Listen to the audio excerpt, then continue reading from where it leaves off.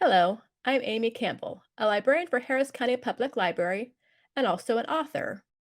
Today, I'm going to give you some tips on what to do if you get stuck in your writing and don't know how to connect your plot points. So, you've written a story and it has a beginning, middle, and an end, but it's not necessarily one cohesive thing. If this describes you, then you're not alone. I'm a discovery writer, which means that I have big ideas in my head, but no outlines that I'm working from. I've tried to use outlines before, but my characters divert from them too much. If that sounds familiar to you, then my writing strategy may help. This won't work for everyone, and writers who like to outline their plot will probably find this jarring. But I write my entire first draft as it comes to me, which means that things may not be in order at all. Some things that are in the first draft may actually be thrown out later or changed entirely. Those are sacrifices I'm prepared to make because, as annoying as it is, it's currently part of my creative process. I usually feel a lot of discomfort when I'm writing the first draft, simply because I hate not knowing where the plot is going and how things are going to connect. But that's okay, I get over it eventually.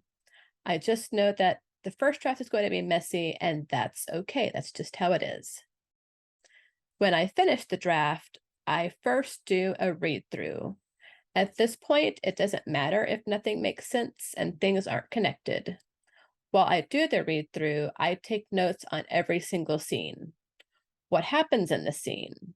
Which characters are involved? I don't do any editing at this point because the draft is still raw. Editing comes later.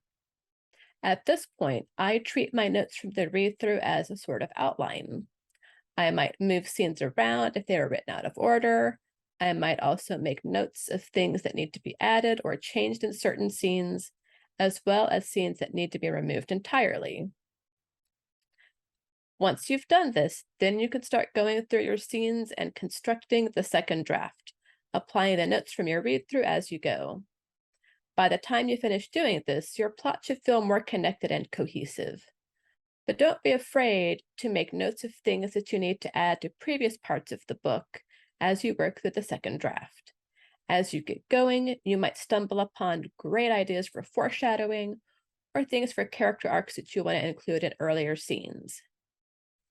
I hope that you find my suggestions helpful, and if they don't work for you, that's okay. We're all different and something else may work. The important thing is to keep exploring ways to make it work. So keep writing, and I hope you'll join us for National Novel Writing Month in November.